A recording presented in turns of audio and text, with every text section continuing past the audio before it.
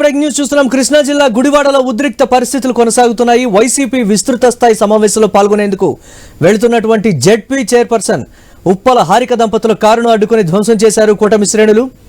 విషయం తెలుసుకున్న వైసీపీ శ్రేణులు కే కన్వెన్షన్ నుంచి బయలుదేరారు. వైసీపీ నాయకులను పోలీసులు అడ్డుకున్నారు. చివరకు హారిక దంపతులను గుడివాడ 1 టౌన్ PS కు తరలించారు పోలీసులు.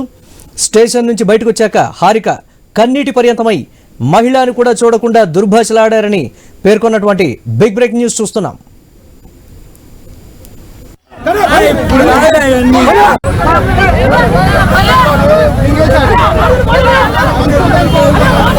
ఈ రోజు మేము మీటింగ్ జరుగుతుందని మా దారిని మేము వస్తున్నాం. ఒక్కరిని ఒక్క మాట అనలేదు.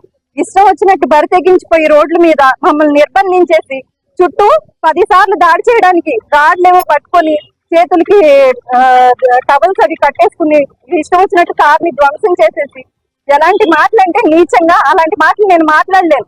అంత భయంకరంగా తీడుతూ పోలీసుల ముందే ఇలా చేస్తున్నారంటే రాజ్యాంగం ఏమైపోయింది, చట్టాలు ఏమైపోయినాయో నాకైతే అర్థం కావట్లేదు.